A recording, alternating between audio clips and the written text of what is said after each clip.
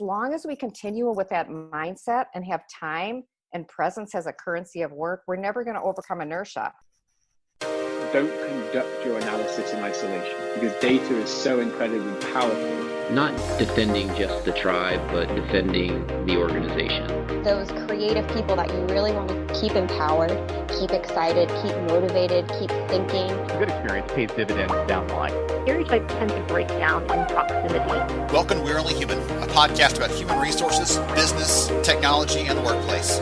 My name is Ben Eubanks, your host, and I'm so glad you're here.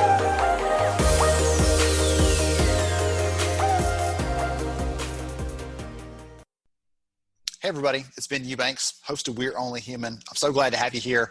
So it's funny, a friend last week was asking me for some recommendations on books. She knows I'm a bit of a book nerd, and was asking me some recommendations on things that would help her as she's trying to talk to her leadership right now in the midst of everything. And so I'm looking at my shelf thinking there's been nothing written for a situation like we're facing right now.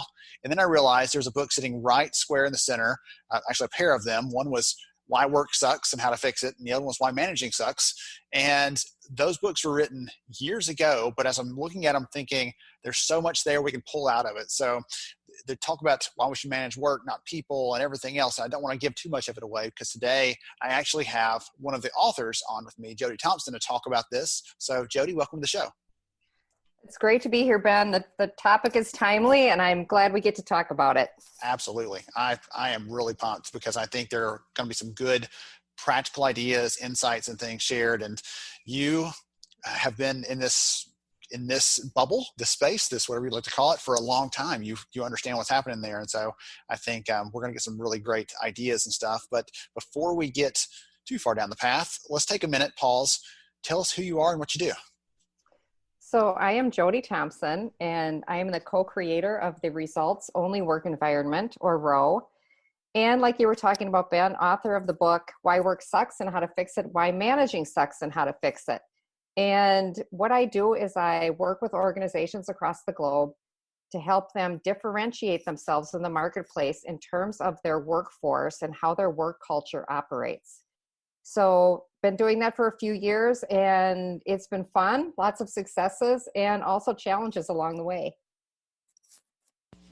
Excellent. So you told us about ROWE there, but I want to dig a little deeper, because like you said, I actually had to look back because I was curious. I remember reading the book when it first came out, the first book, and it came out in 2008. So the idea isn't new, but strangely enough, for a lot of companies, like I said a minute ago, there's been the excuse, well, that won't work for us. You know, we're too different. We're too special. We're too whatever you'd like to call it.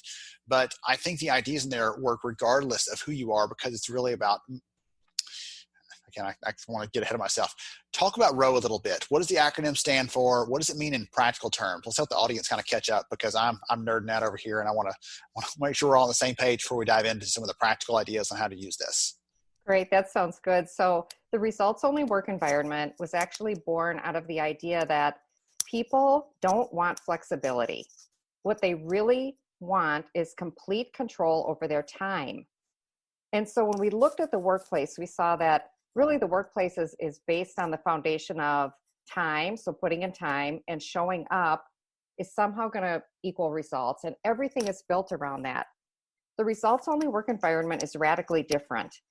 In a ROWE, everybody is 100% autonomous, which means they're self-governing and self-directed, and 100% accountable to measurable results. Now, that probably sounds easy, but it's actually very different in that there's no more permission granting. So I don't have to ask my boss if I can work from home, or tell people where I'm working from, or ask if I can go to the dentist on a Wednesday. All of that goes away, and what's left is the foundation of understanding what my measurable results are, and then working with people around me to make sure that we reach those measurable results. Now, your audience might be thinking, oh yeah, well, we're pretty results oriented, but this is results only. This is really a different platform and how you think. It's a different mindset, and every single day, how you live your life is up to you. It's not up to the organization to control that.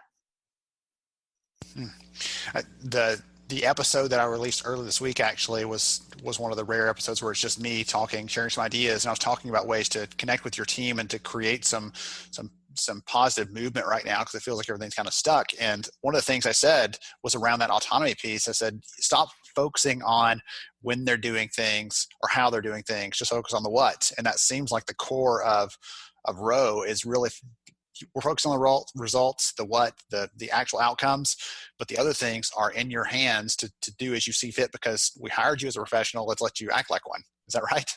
Yeah, absolutely. I always like to say start with the work. And people don't start with the work. They start with, where are people? So where are you? And when are you available, or when are you working? Instead of thinking, what is it that I need? Like, what is the real work? What do I need? And then reach out and ask for what you need. But people are so wrapped around that idea that we have to focus on the where and when and not the what.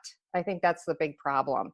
And managers really, they have a challenge today. Like you were talking about, people, we're not used to managing the mobile workforce. In that sentence alone, we're trying to figure out how to continue to manage people, where they work and when they work. And as long as we continue with that mindset and have time and presence as a currency of work, we're never going to overcome inertia. We'll never get to that point where we just focus on the work and communicate about that. So that leads us right into the question I want to ask you is, and I think you've already answered this partially, why now is the right time for employers to really think about a ROWE, because they're being forced out of their comfort zone anyway. They're being forced to think differently. All those things that you just knew were diehard truths that would never change have suddenly changed virtually overnight. And so it seems like now is the right time for that reason, because we're already kind of rocking back on our feet a little bit and maybe open to the idea. But what other ways do you think in the current environment a ROWE could really help to create positive results for employers? I think what's happened, Ben, over time is that management is under a false sense of security.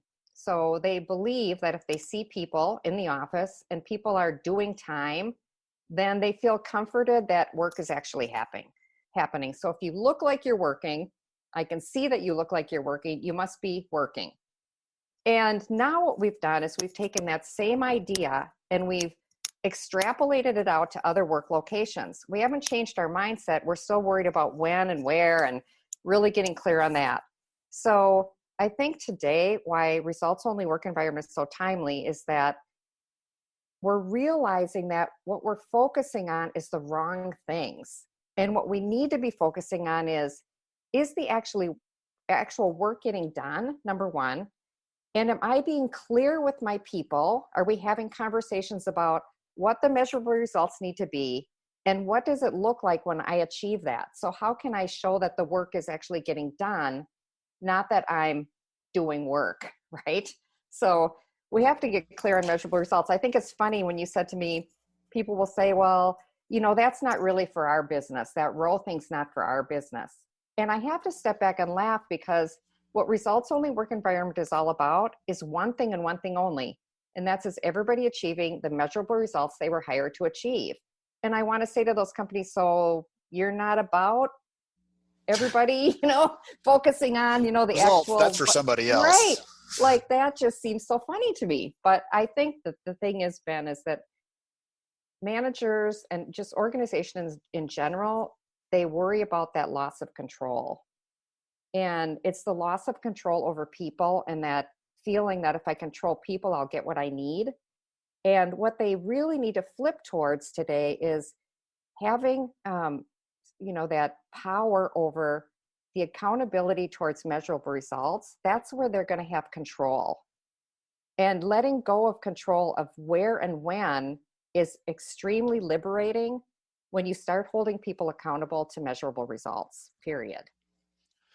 Would you say that's, I like the word control there. Would you say that sense of control is actually an illusion? Like you mentioned earlier, they're coming to an office, but that's almost a crutch or a byproduct of work. That's not actually the work being done. It's just someone showing up at a place. If it was all it took to get paid was showing up at a place, then people would spend a lot more time on Facebook, everything else. So is that control an actual illusion? Employers feel like they have that sense of control over things and they really don't? Yeah, I think that you're absolutely right. I think that feeling that I can control, what time you come in and that you're in the office and all that makes me feel like I'm doing my job. I'm managing you. So there's that control. And it's funny when you control people, when you control adults, we're all adults and we were hired to do a job. And when you start controlling people, they fight it. So how do they fight it, right? They try to figure out how they can get around the rules or the unwritten rules of work. And so what we've gotten really good at is playing the game of the 20th century sort of industrial age workplace. We got really good at playing that game. And that's the old game now. Now we have to flip to something completely different. And that's hard for people. It's giving up deeply held beliefs about work. It's having to think of yourself in a different way in terms of who you are around other people. And your relationship with your manager is going to change. They're not going to be your parent anymore. They're going to be a guide for you and a coach for you. And that takes a different skill set.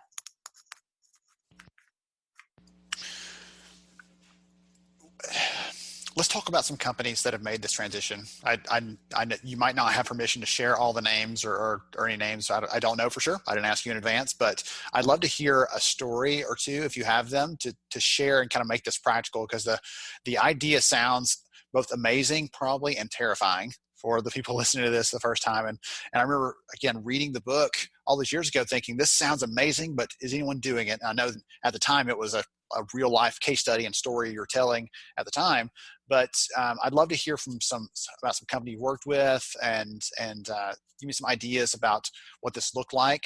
You mentioned the manager control thing. I'd love to hear how that part of it went, because I'd imagine that's an educational piece in itself to get them kind of on board with this new idea.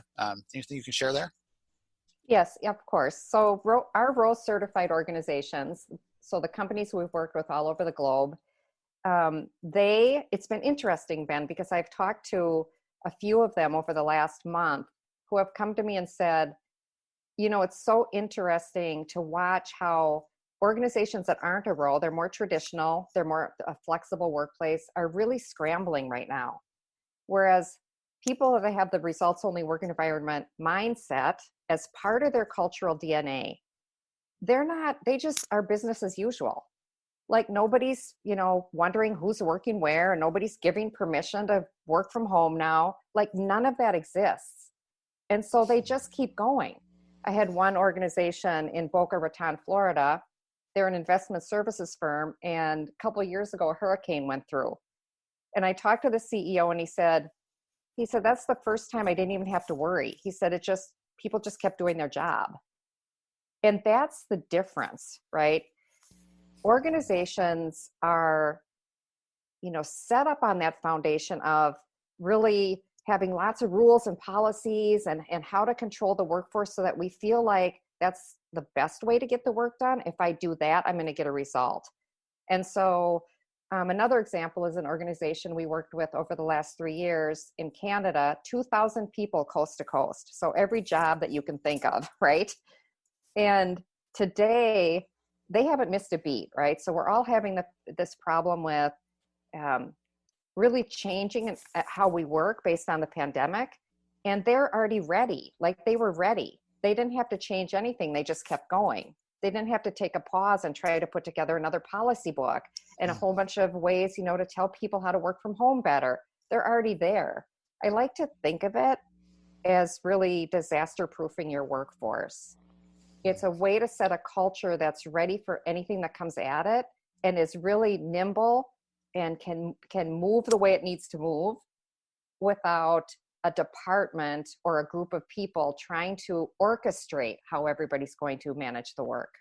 So that's kind of the exciting thing for me right now, is to see that how I envisioned organizations could operate in a future sort of platform is transpiring today based on this time we're having and the challenges we're having across the globe with the pandemic.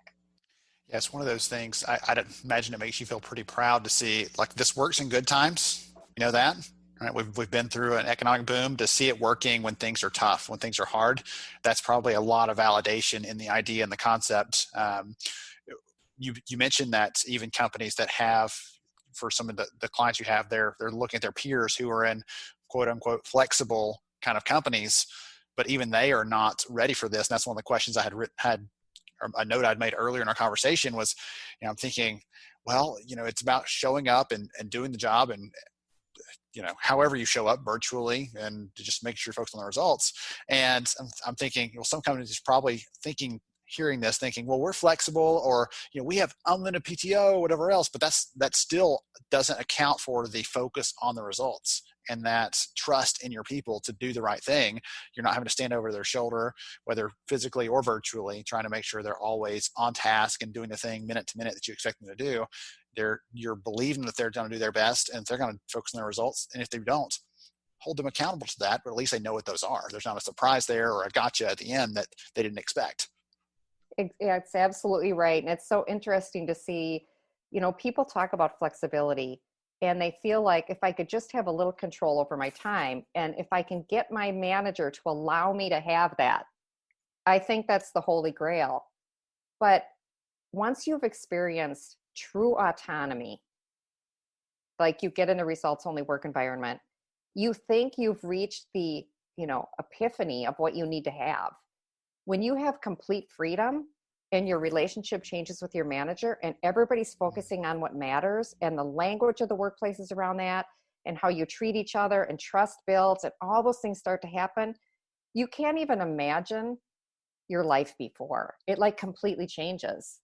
And so flexibility is so outdated. It's just a control mechanism, and it's built around the fear that if we don't control people in that way, they'll screw the organization. They won't do their job.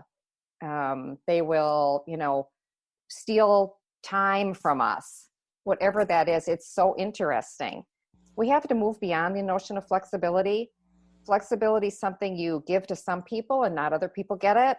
You eke it out to people that have been there the longest. You have all these rules around it. We have to let go of that. It's a whole new day. And I think results-only work environment is timely in that it can help people, everybody in the organization, move forward and move away from that old sort of platform of how we looked about work in the 20th century. So you've given us some good tidbits and ideas already in the conversation, but any advice, any support, any verbal affirmations, whatever you got to offer for employers right now to help them focus on managing the work and not the people? And it could be you reiterating something you've already shared, or something else entirely that you've been holding in reserve, but this is your chance to lay it out there and help them maybe pick out some good ideas they can take forward. So I think one of the things today that managers can do, and I think it's a really important thing, it's one simple thing, and that is to ask your teams or your individual that work for you, what do you need from me? I think what happens oftentimes is we try so hard to figure out what we need to do for people.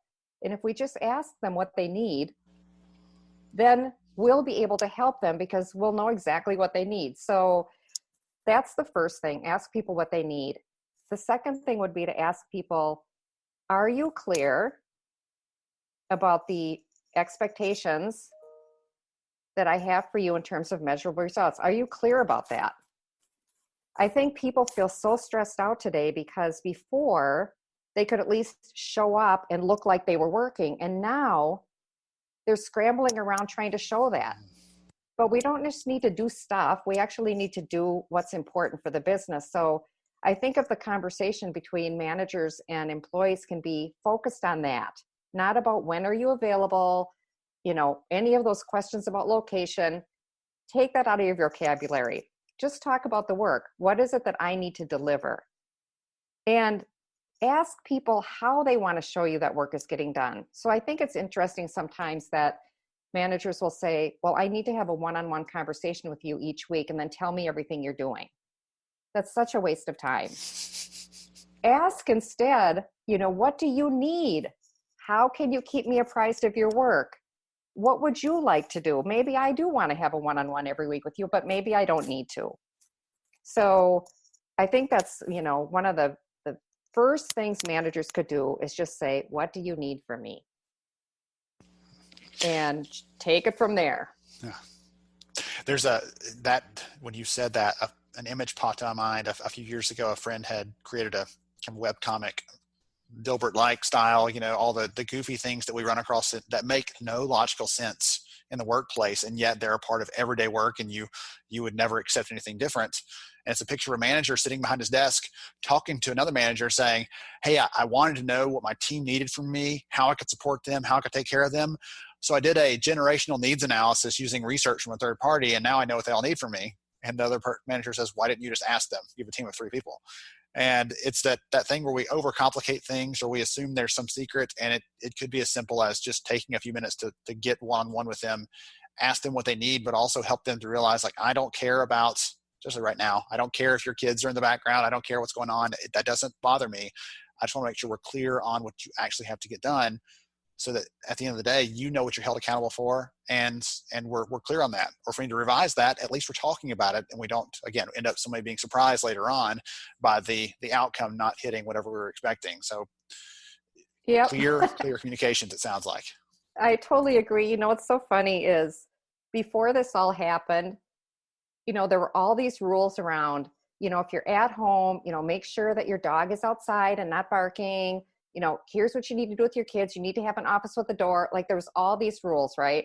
And I just read an article that somebody wrote about the times and what's happening. And the article said, your kid is going to walk across the screen when you're having a Zoom conversation, and all of a sudden your cat's going to jump up on your lap. Like, who cares? We're all human. And these things are part of the human experience. And it doesn't mean you're not a good worker, or you're a bad person, or you're not following the rules. If you focus on what matters, and you focus on what you were hired to do, and you work with people around that, and realize we're all human and we have kids and pets and things in our lives, we'll all do better. We'll all be less stressed. We'll have more trust. And that human factor will just be what it is. We don't have to orchestrate every single thing. But the number one thing, Ben, is people need to understand the measurable results they're expected to achieve. There needs to be an agreement on that. And then people will either get there or they won't. But no results, no job. That is the new employee agreement. That's so excellent. So let's say someone is fascinated about this and wants to dive deeper. What's the best way to learn more about you, connect with you, learn about ROWE? What's the best way to do that?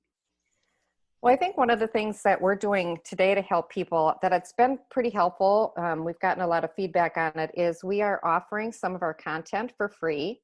So if you go to our website, GoRowe.com, GOROWE.com, and on the main page that you land on, you can click on the free library. There's some things there that can help managers now think about that mindset shift. There's some case studies. So things out there that can help people today. To learn about the results-only work environment, just go through our website. We have a lot of information out there about the results-only work environment and how we help people move towards becoming a results-only work environment. So that's, I think, the best place for people to start. Excellent. I'll make sure and get that link in the show notes so they can check that out and learn more there. Again, case studies, other good, insightful content from someone who's been doing this for quite a while and knows the ins and outs very well. Jody, thank you so much for joining me. This has been a really fun conversation for me. And I don't know that you and I have ever actually had the chance to talk, but I've been a fan for a long time, as you heard. And so this is a dream come true for me as well. So thank you for being willing to donate your time. Thanks for having me on, Ben. It's great to have these conversations. We just need to keep them going. Absolutely. Absolutely. Everybody, you heard it straight here. Be more human, be more kind to each other, be trusting. That's good stuff. Thank you everyone else for listening in today. Stay safe out there. I'm Ben Eubanks, your host, and I'll catch you next time. Thank you so much for joining me on the show today. I'm honored to have you as a listener. If you enjoyed this episode, please take 10 seconds to rate it at iTunes, Stitcher, or wherever you listen to your podcast. Also, if you know a friend that could benefit from today's conversation, please pass it their way. After all, a rising tide lifts all ships. To see show notes, sponsor information, and our full show archives, visit onlyhumanshow.com.